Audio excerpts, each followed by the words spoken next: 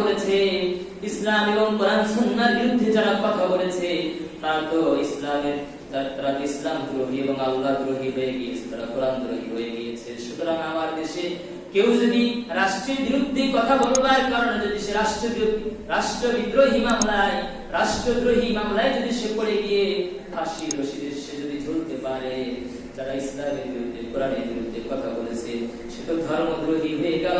সুতরাং রাষ্ট্রদ্রোহীর মামলা যদি ফাঁসি হতে পারে, আমি মনে করি ধর্মদ্রোহীর মামলা ডবল ফাঁসি হওয়া দরকার। ঠিক কিনা বলো? ডবল ফাঁসি হতে হবে। বাংলার জমিন অনবিলম্বে ৭১ টিভি চ্যানেল অবশ্যই আপনারা বর্জন করবেন, কখনো দেখবেন না। এই চ্যানেলে যারা আছেন এর অধিকাংশ লোকই নাস্তিক্যমনা চিন্তা চেতনার লোক, যারা আলেমরা আমাদেরকে বিভিন্ন সময় টক শোতে নিয়ে এমন ভাবে তারা বাগির মতো সবল দিয়ে থাকে। কোরআন সুন্নাহর বিপক্ষে, কোরআন সুন্নাহর সপক্ষে যখন উলামায়ে কেরাম কোন দলিল আদিল্লাহ যখন তুলে ধরে, এই ৭১ টিভি চ্যানেলে কিছু নাস্তিক এবং যারা বক্কাটি চুল রাখে মেয়েরা এবং পুরুষগুলি পুরুষ নামে হিজড়া, তারা ওখানে বসে বসে আলেমরা আমাদেরকে কেমন যেন খেয়ে ফেলতে চায়। বাংলার মাটিতে এখন মুসলমান জিন্দা আছে না নাই? মুসলমান আছে না নাই? এই মাটিতে এই বিশ্বাস করা এখনো মুসলমান আছে, এখনো মুসলমান। লা ইলাহা ইল্লাল্লাহ, লা ইলাহা ইল্লাল্লাহ, লা ইলাহা। নূরের পথ।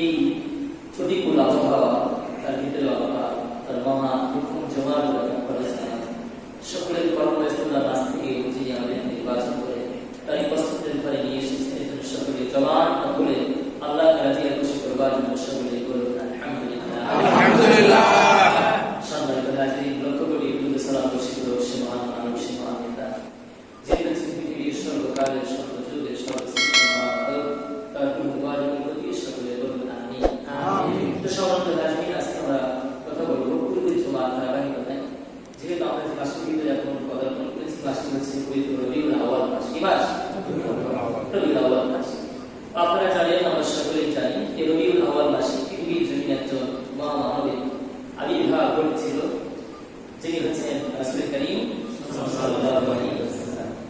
এই মহামানবের আবির্ভাব এই পবিত্র রবিউল আউয়াল মাসে ঘটেছিল পৃথিবীর জমিনে মক্কাতুল মুকাররমা মা'আমিনা বরকত আব্দুল্লাহ কওদস দাদা ছিলেন আব্দুল মুত্তালিব।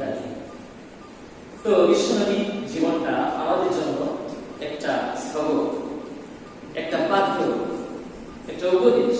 কেউ যদি ভালো মানুষ হতে চায়, কেউ যদি সফল মানুষ হতে চায়, কেউ যদি গুণের মানুষ হতে চায়, কেউ যদি সত্যিকার অর্থে পৃথিবীর মাটিতে একজন সচ্চরিত্রবান মানুষ হিসেবে মৃত্যু পর্যন্ত সে তার ইজ্জত আর সম্মান সম্ভ্রমকে অক্ষুণ্ণ রাখতে চায়, তাহলে অবশ্যই তাকে আল্লাহ রাসূলের যে জীবন আদর্শ তাকে অবশ্যই ভালো। কারণ আপনি পৃথিবীতে এমন কোনো মানুষ পাবেন না যে যার জীবনটা পুরোপুরি একদম ত্রুটি মুক্ত, এমন কাউকে পাবেন। এমন মানুষ খুব কম যাদের জীবনে কোনো না কোনো সমস্যা নাই, নেই, এরকম মানুষ খুব কম। কেবলমাত্র একজনই মানুষ যিনার জিন্দেগিতে কোনো ত্রুটি বলতে কোনো কিছু একদম ত্রুটি মুক্ত, যে মহামানবটা তিনি হচ্ছেন জনাবে মুহাম্মদ রাসূলুল্লাহ সাল্লাল্লাহু আলাইহি ওয়াসাল্লাম। ওনার জীবনে কোনো কলঙ্কের কালি আপনি পাবেন না, কখনো পাবেন না, কোথাও পাবেন না। ঐতিহাসিক সে ইসলাম ধর্মেরই হোক আর অন্য ধর্মেরই হোক, যে কোনো ধর্মেরই হোক না কেন, কোন ইতিহাস এ পর্যন্ত নবীর গায়ে কোনো কলঙ্কের কালি লেপন করতে পারে কোনো ঐতিহাসিক উপায়। দ্য হান্ড্রেড বা দি হান্ড্রেড যেটাই বলে, এই বইটা লিখেছে ডক্টর মরিস বুকাই। এই যে বইটা লিখেছে ডক্টর মরিস বুকাই, উনি বইটা লিখেছে তখন উনি একজন বিধর্মী, অন্য ধর্মাবলম্বী, অথচ উনি যেহেতু অন্য ধর্মের মানুষ, ইসলাম ধর্মের না, তো ভালো মানুষের ইতিহাস রচনা করতে গেলে তো ওনার উচিত ছিল অন্য ধর্মের একজন ভালো মানুষের নামটা, জীবনীটা, ইতিহাসটা ওনার বইয়ের প্রথমে আনা। কিন্তু উনি কি করেছেন, দি হান্ড্রেড বা দ্য হান্ড্রেড নামক বইটা লিখেছেন। সর্বপ্রথম যিনি জীবনীটা এনেছেন তিনি হচ্ছেন বিশ্বনবী রাসূল করিম সাল্লাল্লাহু আলাইহি ওয়াসাল্লাম। কি মনে করবেন, কি চিন্তা করবেন, একজন গুরুদত্ত সিং ইন্ডিয়ার একজন গুরুদত্ত সিং, একজন শিখ লোক, শিখ যারা আমাদের লোক পাগড়ি পরিধান করে ভারতের মাটিতে, আমরা চিনি না তাদেরকে, সুন্দর করে পাগড়িটা চায়। আসলে তারা কি মুসলমান?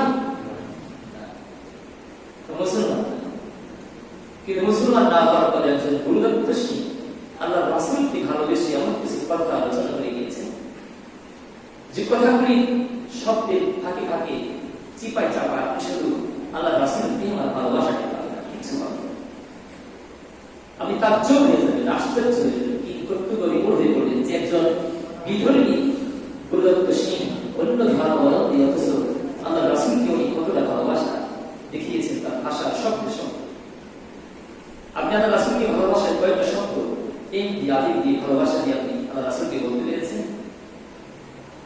মানুষ যদি শুরুর জীবনে প্রেমে পড়ে যায় তাহলে দেখবেন সে অনেক ছন্দ লেখে, অনেক ছন্দ রচনা করে, অনেক কবিতা সে রচনা করে লিখে, সে ছোটখাটো একজন কবি হয়ে যায়। সে বিভিন্ন কাব্যিক ভাষা দিয়ে তার প্রেম আসক্তি, সে ভালোবাসা কি সম্পর্কটাকে, ভালোবাসাটাকে সে অনেক সুন্দর করে প্রকাশ করতে চায়, তার আবেগটাকে সে উজাড় করতে চায় বিভিন্ন শব্দ দিয়ে। পৃথিবীতে কিছু মহামনীষী যারা পৃথিবীতে এসেছিলেন, আপনি আমি তো কবি না, কবিতা রচনা করতে জানি না, তার বিভিন্ন কবিতা শব্দে শব্দে আল্লাহকে আল্লাহ রাসূলকে এরা ভালোবেসেছে, এটা বহিঃপ্রকাশ তারা কবিতার শব্দে শব্দে প্রকাশ করে দিয়েছে। যেমন একজন কবি বলেছেন, বালাগাল উলা বিন কামালিহি কাশাফাত দুজা বিজামালিহি কাসুদাত জামিউ ফিসালিহি সাল্লু আলাইহি ওয়া আলিহি। আল্লাহ রাসূলের প্রেম ভালোবাসা দেখিয়ে এই কবিতাটা শেখ সাদি যদি আল্লাহ রাসূলকে ভালোবাসতেন তাই ওরা জবাব এই কবিতা বলে এসেছে। আপনিও যদি আল্লাহ রাসূলকে ভালোবাসেন, আল্লাহকে মহব্বত করেন, আপনার জবাব এই কখনো কখনো এরকম কবিতা দিলে কেউ যেতে। যদি আপনি আরবিয়ান, আপনি বাংলায় বাংলা কবিতা হলে তো আপনার মুখ দিয়ে হয়ে যাওয়ার কথা ছিল। মাঝে মাঝে কলম নিয়ে খাতা নিয়ে লিখতে বসবেন, দেখি আমি আল্লাহ রাসূলের সাথে আল্লাহর সাথে একটা মহব্বতের কবিতা আমি দুনিয়াতে রচনা করে যেতে পারি। ওটাকে ফেসবুকে ছেড়ে দিবেন, লিখে ফেসবুকে ছেড়ে দিবেন যে দেখুন আল্লাহ রাসূলকে আমি ভালোবেসে কবিতাটা লিখি। তোমরা দুকলমে লিখো, দুনিয়া কত মানুষের জন্য কলাম লিখবা, কত মানুষের কাছে চিঠি নিবেদন করবা, পেশ করবা, পাঠাই না। আল্লাহ রাসূলের সাথে একটু নিয়ম করে দেখো। দুনিয়ার মানুষের সাথে প্রেম করলে, ভালোবাসা করলে, মহব্বত দেখালে অনেক সময় সে আপনার জীবনে বড় কোনো ক্ষতিও করে দিতে পারে। যেমন অনেক লোক বিদেশে থেকে টাকা রোজগার করে বাংলাদেশে অনেক মেয়েদের সাথে মোবাইল কথা বলে কি বলে না, প্রবাসী আমার বন্ধুরা অনেক মেয়েদের সাথে সুসম্পর্ক বা দুঃসম্পর্ক, সুসম্পর্ক বলে ভুল হবে, দুঃসম্পর্ক লক্ষ লক্ষ টাকা ইনকাম করে বলে পাঠায়। বাংলাদেশে এসে দেখে যে ওই নিয়ে খোঁজই নাই কিংবা তাকে চিনতেই চায়। বহু প্রমাণ আমরা সচক্ষে দেখেছি, শুনেছি, তাই বলছি। এবার পত্রিকার পাতায় মাঝে মাঝে পাওয়া যায়। এজন্য ভাই, অবৈধ সম্পর্ক করে কোনো লাভ, ভালোবাসা যদি করতে চান আমার সাথে করেন, পাঁচ ওয়াক্ত নামাজ দিয়ে ভালোবাসা দেন, মাঝে রমজানের রোজাটা দেখে রেখে ভালোবাসা দেন। এই যে টুপিটা করছেন এটা নামাজের সময় শুধু না, তাহলে ভালোবাসা করার কি হলো? তাহলে তো আপনি ভালোবাসাটা করলেন সাময়িকের জন্য, এটা নাম ভালোবাসা না। যেটাকে ভালোবাসা সেটা কঠিন বুঝাও যদি সেই বান্ধব সেটা নিকা সে বন্ধু যদি তার উপরে চাপাই দিতে চায়, না পারলে কাইটে দেখ তুই, কারণ তোকে আমি ভালোবাসি, তাই তোকে ভালোবাসতে গিয়ে কষ্ট হলে ওরা মাথা দিয়ে নেওয়ার চেষ্টা করবো। আপনি না বলেন আমি আমার রাসূলকে ভালোবাসি, আপনি না বলেন আমি আল্লাহকে ভালোবাসি। আল্লাহকে ভালো কি দিয়ে বাসি বলেন? চাপার জোর দিয়ে, চাপার জোর দিয়ে দুনিয়ার অনেক রাজনীতি চলে, অনেক দল চলে, সমাজ চলতে পারে, রাষ্ট্র চলতে পারে, এটা পৃথিবী চলতে পারে, কিন্তু চাপার জোর দিয়ে কখনো ইসলাম ভালোবাসবেন শুধু মুখেই বলবেন, কাজে আপনার বহিরাগত বডিতে আপনি এটাকে বহিঃপ্রকাশ ঘটাবেন না। এই ভালোবাসা কোনো দাম, কোনো মূল্য নেই। ভালোবাসা করে কাজে পরিণত করতে হবে। ওমর রাদিয়াল্লাহু তাআলা আল্লাহ রাসূলকে বলেন, আল্লাহ রাসূল আপনাকে ভালোবাসে। আল্লাহ রাসূল বলেছিলেন, ওগো ওমর, সত্যি কি তুমি আমাকে ভালোবাসো? ওমর বললেন, জি নবী গো, আমি আপনাকে ভালোবাসি। আল্লাহ রাসূল বললেন, ওমর নতুন করে চিন্তা ভাবনা করে তারপরে বলো যাও কি ভালোবাসো কিনা। ওমর আবার চিন্তা ভাবনা করে বললেন, আল্লাহ রাসূল আমি আপনাকে সত্যই ভালোবাসি। আল্লাহ রাসূল বললেন, ওমর আবার তুমি চিন্তা করে বলো। আল্লাহ রাসূল এই কথা বলার পরে ওমর গভীর ভাবে দুটো চক্ষুকে বন্ধ করে দুনিয়ার যা কিছু ছিল আমার মনে হয় ওমর সারা পৃথিবীর চতুর্দিক দিয়ে চেহারাটা নজরটাকে ঘুরিয়ে ঘুরিয়ে চিন্তা ভাবনা করে শেষ পর্যন্ত বলল, গোদার নবী, দুনিয়াতে আপনার থেকে ভালো আর আমি কাউকে বাসি না, আপনার পরে শুধুই মাত্র আমি আপনাকে সর্বোচ্চ ভালোবাসি। সুবহানাল্লাহ। ওমর আল্লাহর রাসূলকে কেমন ভালোবেসেছিলেন বিভিন্ন ঘটনা থেকে আপনারা জানেন। তাই তো নবীজি বলেছেন, লা ইউমিনু আহাদুকুম হাত্তা আকুনা হাব্বা ইলাইহি মিন ওয়ালিদিহি ওয়া ওয়ালিদিহি ওয়ান নাসি আজমাইন। তুই ততক্ষণ পর্যন্ত কামিল মুকাম্মাল মুমিন হতে পারবে না যতক্ষণ না দুনিয়ার সব কিছু থেকে তুমি তোমার নবীকে যতক্ষণ ভালোবাসা দিতে পারবে। ভাইজান, ওগো যুবক বন্ধু, ততক্ষণ পর্যন্ত তুমি আর আমি সঠিক মুমিন হতে পারবো না। হয়তো আপনি বলবেন, তাহলে কি বিবির থেকেও নবীজিকে বেশি ভালোবাসতে হবে? হ্যাঁ, বিবির থেকেও বেশি ভালোবাসা আমার নবীকে দিতে হবে। আপনি বলবেন, হুজুর এত কষ্ট করে সন্তান জন্ম দিয়েছি, সকাল থেকে সন্ধ্যা, সন্ধ্যা থেকে সকাল পর্যন্ত কষ্ট করে রোজগার করে করে আমি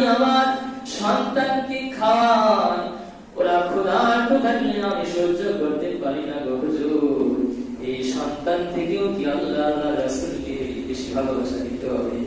আল্লাহ রাসূল বললেন, হ্যাঁ অবশ্যই দুনিয়ার তোমার যে শুধু সন্তান জন্ম দিয়েছো, শুধু সন্তানই না, যে বাবা মা তোমাকে জন্ম দিয়েছে, ওই তোমার জন্মদাতা মা বাবা থেকেও বেশি ভালোবাসা আল্লাহ আর আল্লাহ রাসূলকে দিতে হবে। সুবহানাল্লাহ। তবে আপনি মুমিন হবেন, এছাড়া কামিল মুকাম্মাল উম্মত হওয়া, এগুলি যদি করেন তবে আপনি উম্মত, আল্লাহ রাসূলের সাচ্চা উম্মত, শ্রেষ্ঠ উম্মত আপনি দাবি করতে পারবেন। এছাড়া শুধুমাত্র ইয়া নবী সালাম আলাইকা, ইয়া রাসূল সালাম আলাইকা, সালামুল্লাহ আলাইকা, বাদশাহিলামি এনেছেন কি, মেরা শুরু করেছি তাড়াতাড়ি দিয়া দেন। এটা না কিন্তু আল্লাহ রাসূলের প্রেমের ভালোবাসা। এটা তো মিলাদ করলেন জিলাপির জন্য, কিছু ভাইজান জিলাদ করলেন, ওনারা সারা মাস নামাজের খবর নাই, সারা বছর রোজার খবর নাই, ইবাদতের খবর নাই। যদি বলা হয় ও চাচা কোন দিকে যান, বলে কেন দোকানে যাই, শরীফুল বাজারে যাই, বলে না বাজারে একটু পরে যান গো চাচা, অমুকের বাড়ি মিলাদের আগুন লেগে গেছে। ভাই তাই নাকি রে? সব কিছু ছাড়া যাবে, মিলাদ ছাড়া যাবে না, জিলাপি ছাড়া যাবে না। আর সমসমের কথা যদি শোনে টাঙ্গাইলে সমসম তাইলে তো কথাই নেই, বুঝলেন? যদি শোনে আজকে টাঙ্গাইলে চমচম, সবকিছু ছাড়া যাবে, মিলাদ ছাড়া যাবে না। ও বন্ধু, এটার নাম মহব্বত আর প্রেম, ভালোবাসা নয়। এটা শুধু জিলাপি আর চমচম খাওয়া পর্যন্ত সীমাবদ্ধ থাকবে। এই মহব্বত দুনিয়া চর্মচক্ষু যেদিন বন্ধ হয়ে যাবে, পরকালে যখন ঢুকে পড়বে, তখন এই জিলাপি আর চমচমের মহব্বত পর্যন্ত সীমাবদ্ধ থাকবে। আল্লাহ আল্লাহ রাসূল থেকে হিন্দু পরিমাণ কোনো প্রতিদান কোনো চাষা আপনি আর আমি পাবো না, ঠিক কিনা বলো? কইলেও ঠিক, না কইলেও ঠিক, বললেও ঠিক, না বললেও ঠিক, এটাই সত্য। দুনিয়ার হাজারো মানুষ মিলাদের জন্য টুপি পরে, কিন্তু নামাজের বেলায় টুপি নাই, আসরা নাই। দাওয়াত খাইতে গেলে ঠিকই পাঞ্জাবি পরে, হ্যাঁ দাওয়াত দিলে পাঞ্জাবি পরে, আকিকার দাওয়াত দিলে, বিয়ের অনুষ্ঠান করলে দাওয়াত দিলে পাঞ্জাবি আর টুপি পরে। যদি বলা হয় মসজিদে কেন পাঞ্জাবি না, বলে পাঞ্জাবি আজকে ধোয়া নাই, এজন্য আমি পরে আসতে পারি নাই। তুমি তো ডিজিটাল মুসলমান হয়েছো, আসলে হাকিকতান আল্লাহ আল্লাহ রাসূলের প্রেমিক মুসলমান এখনো হতে পারো নাই, ঠিক কিনা বলো? পাঞ্জাবি কেনার টাকা আছে, চুড়ি কেনার টাকা নাই। ও ভাইজা কি বললাম, শার্ট কেনার টাকা আছে, পাঞ্জাবি কেনার টাকা নাই। পেন্টু কেনার টাকা আছে, একটা সাদা লুঙ্গি সাদা পায়জামা কেনার কি টাকা আপনারা আমার চোখে না রে ভাইজা? এত সুন্দর করে সিলমে বলছেন, আপনি বললেন ও বন্ধু আমাকে একটু রোনালদোর মতো কাটিংটা করে দাও, আমাকে একটু নেইমারের মতো কাটিংটা করে দাও, আমার দাড়িটা একটু অমিতাভ বচ্চনের মতো সিস্টেম আর কোয়ালিটি সম্পন্ন করে দাও। এত কিছু আপনি পারেন, এত সুন্দর টাকা পয়সা খরচ করে চুলের কাটিংটা করতে পারবেন। এই মাথাটায় আমার দয়া নবী যে সুন্দর একটা টুপি পরিধান করতেন, কখনো মাথা থেকে নামাতেন না।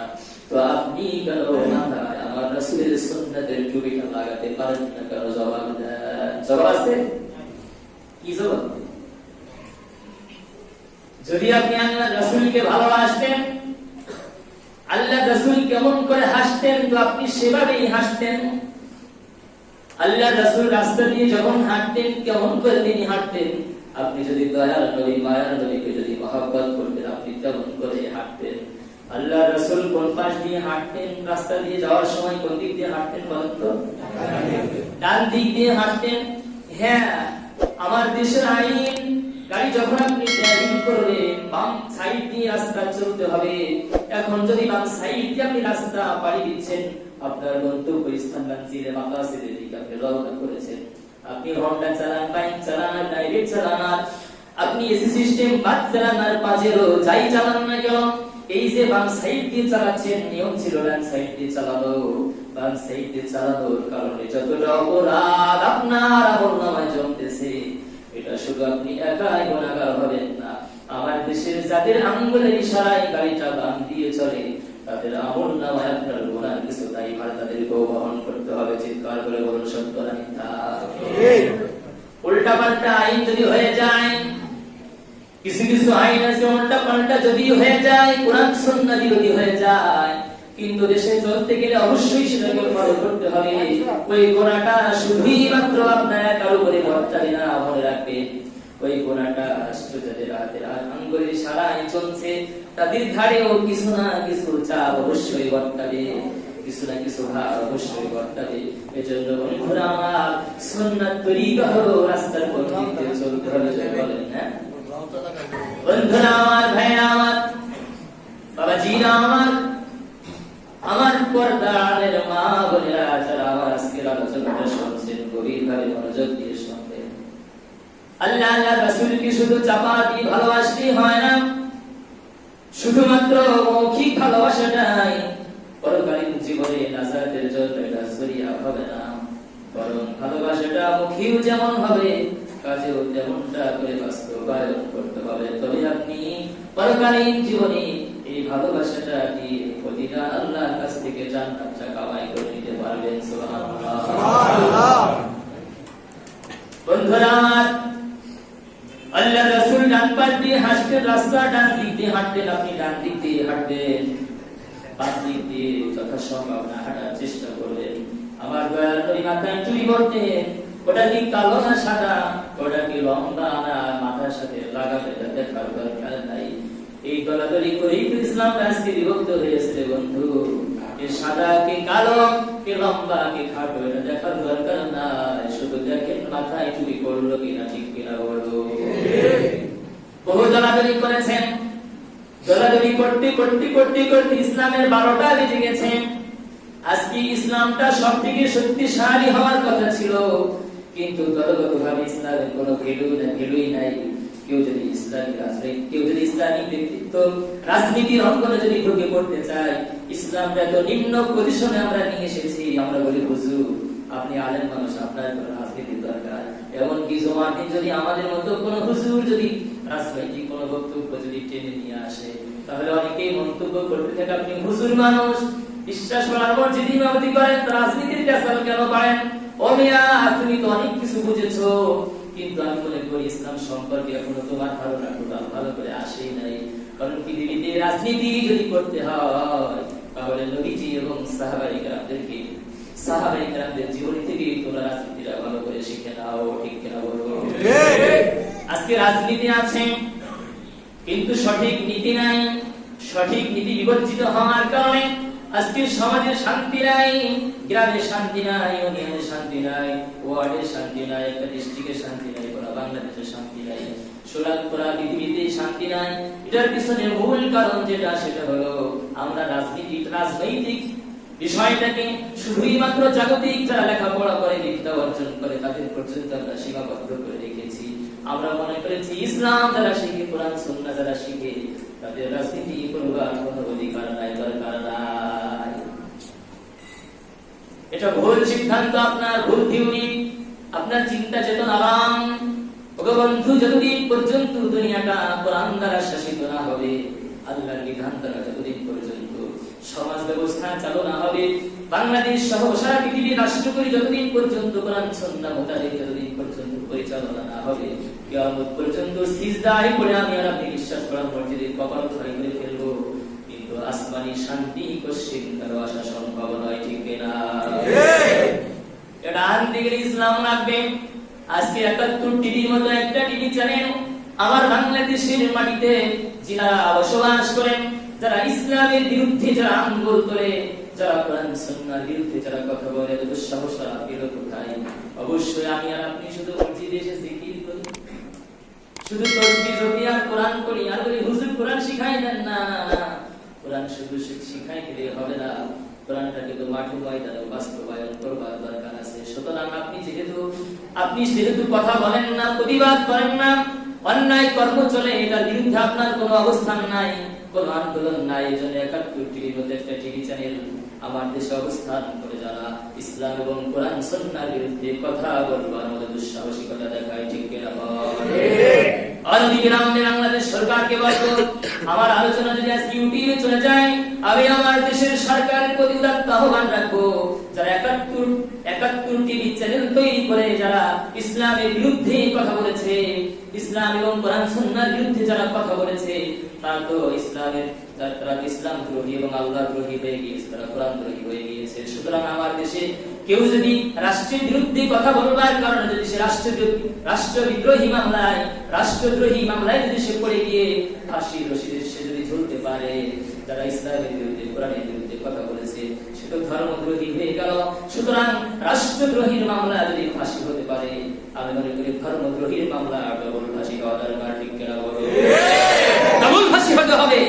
বাংলার জমিন অনতিবিলম্বে 71 টিভি চ্যানেল অবশ্যই আপনারা বর্জন করবেন, কখনো দেখবেন না। এই চ্যানেলে যারা আছে এর অধিকাংশ লোকই নাস্তিক্যমনা চিন্তা চেতনার লোক, যারা আলেমরা আমাদেরকে বিভিন্ন সময় টকশোতে নিয়ে এমন ভাবে তারা বাগির মতো সবল দিয়ে থাকে, কোরআন সুন্নাহর বিপক্ষে, কোরআন সুন্নাহর সপক্ষে যখন উলামায়ে কেরাম কোন দলিল আদিল্লাহ যখন তুলে ধরে, এই 71 টিভি চ্যানেলে কিছু নাস্তিক এবং যারা বক্কাটি চুল রাখে মেয়েরা এবং পুরুষ নামে হিজড়া, তারা ওখানে বসে বসে আলেমরা আমাদেরকে কেমন যেন খেয়ে ফেলতে চায়। বন্ধু, বাংলার মাটিতে এখন মুসলমান জিন্দা আছে না নাই? মুসলমান আছে না নাই? এই মাটিতে যে বিশ্বাস করা এখনো মুসলমান আছে, এখনো মুসলমান আল্লাহকে ডাকে, এখনো মুসলমান আল্লাহ রাসূলকে ডাকে, এখনো মুসলমান কোরআন পড়ে, পাঁচ ওয়াক্ত নামাজে যারা সিজদা দেয়, এখনো যারা ফজরের আযান করে মসজিদে চলে আসে, এখনো যারা যোহরের আযান দিলে মসজিদ ভরে যায়, এখনো জুমার আযান দিলে যে মসজিদ করি কানাই ভরে যায়, এমন দেশে আর ইসলামের বিরুদ্ধে কথা বলে বেশি দিন বাংলার মাটিতে টিকা যাবে না, ঠিক কিনা বলো? অবশ্যই আমরা প্রতিবাদ করছি, আমাদের প্রতিবাদ কণ্ঠগুলি যেন সারা পৃথিবীতে যেন ছড়িয়ে যায়। বন্ধু, আপনি যদি হকের পক্ষে, ইসলামের পক্ষে সামান্যতম স্লোগান এবং প্রতিবাদ যদি করতে পারেন, এটা আল্লাহর পক্ষে, আল্লাহ সপক্ষে আপনি কথা বললেন, এটা আপনার আমার জন্য কিয়ামতের দিন নাজাতের জন্য বড় জরিয়া হয়ে যেতে পারে, ঠিক কিনা বলো? বড় জরিয়া হয়ে যেতে পারে। আজকে বাংলার মাটিতে অবস্থান করে হাজারো মানুষ যাদের চ্যানেলগুলি দেখে, দর্শকদের কারণেই তো তোমার টিভি চ্যানেলটা র্যাঙ্কে উঠেছে, তুমি ইনকাম করতে পারছো, সারা পৃথিবী তোমার চ্যানেল চিনে। নোংরামি করবার জন্য তোমাকে সুযোগ দেওয়া হবে না। অবশ্যই তোমরা ইসলামের বিরুদ্ধে যেহেতু কথা বলছো, বাংলার জমিনে দ্বিতীয়বার 71 টিভি চ্যানেল এটা খুলতে দেওয়া হবে না, ঠিক কিনা বলো? দ্বিতীয়বার 71 টিভি চ্যানেল খুলতে দেওয়া হবে না। হ্যাঁ, অন্যান্য চ্যানেল নতুন করে খুলে চালাও, তবে ইসলামের বিরুদ্ধে যে অবস্থান নিক না কেন, সে যেই হোক না কেন, আমরা মুসলমান এখন সজ্জার আছি, এখন আমাদের দেহের ভিতরে রক্ত আছে। সুতরাং ইসলামের বিরুদ্ধে কথা বলে কেউ বাংলার মাটিতে টিকে থাকতে পারবে না। তসলিম আসলিম পারে নাই, দাউদ হায়দার পারে নাই, আহমদ শরীফ পারে নাই, বহু লোক পারে নাই, তোমরাও পারো। সুযোগ দেওয়া হবে। বহু বলেছো ইসলামের বিপক্ষে কথা, অনেক বলেছো। তাই তো আল্লামা শফি রাহিমাহুল্লাহ তাআলা একটা সময় কিছু মানুষ বিশ্বনবীকে নিয়ে অনেক কটূক্তি এবং ব্যঙ্গ করা শুরু করে দিয়েছে। এই আল্লামা শফি রাহমাতুল্লাহ আলাইহি শাপলা চত্বরে ডাক দিয়েছে, কারণ ক্ষমতার বাসনা দখল করবার জন্য নয়, কখনোই। যদি কেউ এটা ভাবে, তাহলে সে ভ্রান্ত ভাবনার সাগরে হাবুডুবু খাচ্ছে। ওলামায়ে কেরামের ক্ষমতার চেয়ার দরকার না, ওলামায়ে কেরামের এই চেয়ার আছে না, এটাই যথেষ্ট। ওলামায়ে কেরামের লাগে না, এটাই যথেষ্ট। এর যে সম্মান, এটা পৃথিবীর কারণ নয়। ওলামায়ে কেরাম যখন নামাজে দাঁড়ায়, সমাজের সব থেকে ধনী এবং বুদ্ধিজীবী যে সে ইমামের পিছনে তাকে দায়িত্ব দিয়ে হাজার ইমাম বলা লাগে, ঠিক কিনা বলতে? যত বড় সম্মানই হোক না কেন, তাকে একটু দায়িত্ব দিয়ে হাজার ইমামের পিছনেই বলা লাগে। এই জন্য ইমামের সম্মান আর মর্যাদা সর্বোচ্চ মর্যাদা এবং সম্মান। সুতরাং এই চেয়ারে ওলামায়ে কেরাম যেহেতু বসেছে, সম্মানের চেয়ারে বসেছে, ইমাম ওলামায়ে কেরামের ক্ষমতার মসনদে বসতে হবে, জোর জবরদস্তি করে এটা নয়। শুধু আমাদের দ্বারা একটাই ছিল, শাপলা চত্বরে যে যারা বিশ্বনবীকে নিয়ে ব্যঙ্গ করে, কটূক্তি করে, যারা ফাতেমা রাদিয়াল্লাহু তাআলা আনহাকে নিয়ে বিশ্বগাত করে ব্যঙ্গ করে, ওগুলিকে বন্ধ করো, ওগুলিকে ওদের জবান, ওদের মুখকে সীসা দিয়ে মুখগুলিকে আটকে দাও, সিলগালা করে দাও, যাতে করে ভবিষ্যতে আমার নবীর বিরুদ্ধে যেন আন্দোলন করতে না পারে। এটাই ছিল আমাদের দাবি, ঠিক ছিল। তাই তো আমরা শাপলা চত্বরে দাবি জানিয়েছিলাম, বিধায় আল্লাহ রাসূলকে নিয়ে যারা ব্যঙ্গ করেছিল, একটু হলেও এখন যেমন নাস্তিক মোরতাদ তেমন একটা আছে, কিন্তু ওই যে ৭১ টি কিন্তু আবার নতুন করে গর্জে উঠতেছে, ওলামায়ে কেরাম রাজপথে গর্জে উঠতেছে তোমাদের দাঁত ভাঙা জবাব দেওয়ার জন্য। ওলামায়ে কেরাম রেডি আছে, ওলামায়ে কেরাম জীবন দিতে জানে, সর্বস্ব লুটতে জানে, হারাতে জানে, কিন্তু তখন ইসলামের উপর কলঙ্কের কালিকে লেপন করবে, এটা ওলামায়ে কেরাম কশিন কালো বরদাশত করবে না। শুধু ওলামায়ে কেরাম না, এক ঝাঁক তাওহীদি জনতা আছে, তাও ওলামাদের সাথে সুর মিলিয়ে তারা তাল মিলিয়ে তারাও এগুলি কি কখনো বরদাস্ত করতে চায় না। তারা ওলামায়ে কেরাম যখনই তাদেরকে ডাক দেয়, আসো আল্লাহ রাসূলকে নিয়ে ব্যঙ্গ করা হচ্ছে, আসো কাবাকে নিয়ে বেজ্জতি করা হচ্ছে, কাবার উপরে মূর্তি স্থাপন করা হচ্ছে, আসো আল্লাহ রাসূলের গায়ে কলঙ্কের লেপন করা হচ্ছে, কোরআনের বিভিন্ন বিধান নিয়ে বিভিন্ন ধরনের বাজে মন্তব্য করা হচ্ছে, ওলামায়ে কেরাম যখনই ডাক দেয়, কিছু তাওহীদি জনতা আছে কাপড়ের কাপড় মাথায় বেঁধে তার রাজপথে ঝাঁপিয়ে পড়ে, আছে না নাই? আছে, এখন আছে, কিন্তু আমরা নাই, কিন্তু অনেক লোক আছে। এজন্য ভাই আল্লাহ রাসূলকে বেজ্জতি হতে দেওয়া যাবে না, আল্লাহকে বেজ্জতি হতে দেওয়া যাবে না, কোরআনের উপরে কেউ আঙ্গুল তুলবে এটা হতে দেওয়া যাবে না, সে যে চ্যানেলে হোক না কেন। কিয়ামত পর্যন্ত নতুন কোন চ্যানেল যদি এরকম যদি গর্জে ওঠে যারা ইসলামের বিরুদ্ধে কথা বলে, অবশ্যই সেগুলির দাঁত ভাঙা জবাব দেওয়ার জন্য আপনারা প্রস্তুত আছেন না নাই? আছে, প্রস্তুত নেই। জবান শুধু অন্যান্য কাজে লাগায়েন, একটু ইসলামের সপক্ষে জবানটাকে একটু কাজে লাগায়েন। তো ভাই কথা অনেক বেড়ে গেল, কথা শেষ করে দিচ্ছি। তবে বিশ্বনবীর জন্ম নিয়ে আলোচনা করতেছিলাম, এটা আমার আলোচনার মেইন পয়েন্ট ছিল এটা, কিন্তু আজকের জমা তো ওই সমস্ত আলোচনা একটাও আসে এদিকে ওদিকে আলোচনাটা চলে গিয়েছে, কিন্তু আমি আল্লাহ রাসূলের জন্ম নিয়ে আলোচনা করতেছিলাম, বলে জমাই করতেছিলাম, আজকের জমাতেও করবো। আমি আজকে যে সূরাটা তেলাওয়াত করেছিলাম সূরা নাস, আলাম নাশ রাহনা ইনশিরাহ সূরা, একটি আয়াতে কারিমা আছে, তার প্রথম নাম্বার আয়াত এটা আলাম নাশ রাহলাকা সাদরা। ওহে রাসূল, আমি কি আপনার বক্ষটাকে উন্মোচন করে দেইনি? এখান থেকে সিরাতের ভিতরে যে কথাগুলি এসেছে, আল্লাহ রাসূলের বক্ষটাকে চারবার উন্মোচন করা হয়েছে, খোলা হয়েছে, চাকা হয়েছে, কয়বার? কেন চাকা হলো? আপনি দেখেন না কিছু হার্টের রোগী আছে না, মাঝে মাঝে ওপেন হার্ট সার্জারিতে তাকে হার্টটা ক্লিয়ার করা লাগে, আল্লাহ রাসূলের হার্টটাকে আল্লাহ পাক ওপেন হার্ট সার্জারি করে এটাকে ক্লিয়ার করে দিয়েছে। কেন? যাতে করে কিয়ামত পর্যন্ত নবীর হার্টে যেন কোনো সমস্যা না। মানে কি?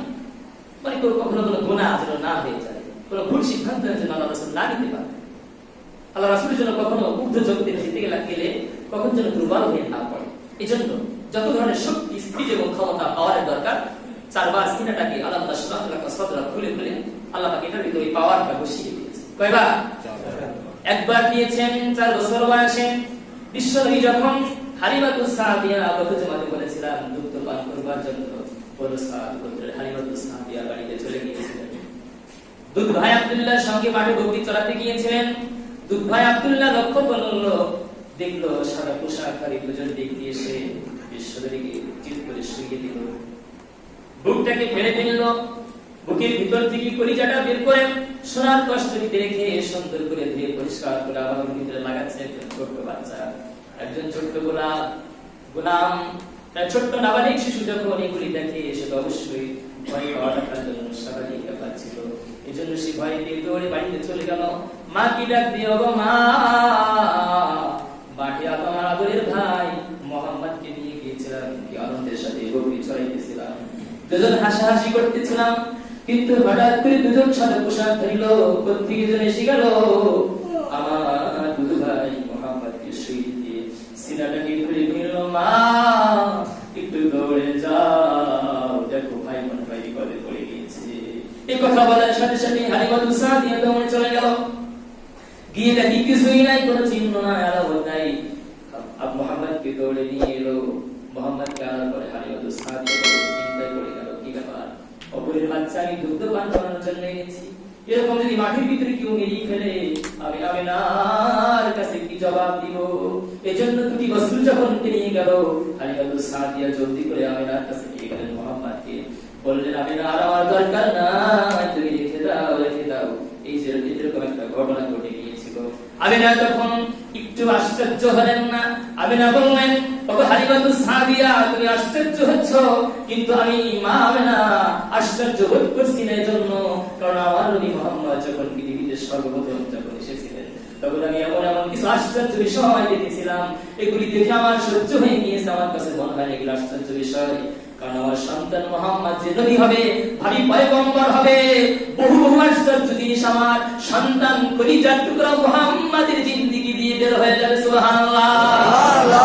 অনেক আশ্চর্য আশ্চর্য বিষয় আমার মুহাম্মাদের দ্বারা বহিঃপ্রকাশ ঘটবে। এর জন্য আমি আশ্চর্য বোধ হচ্ছে এগুলো বিষয়।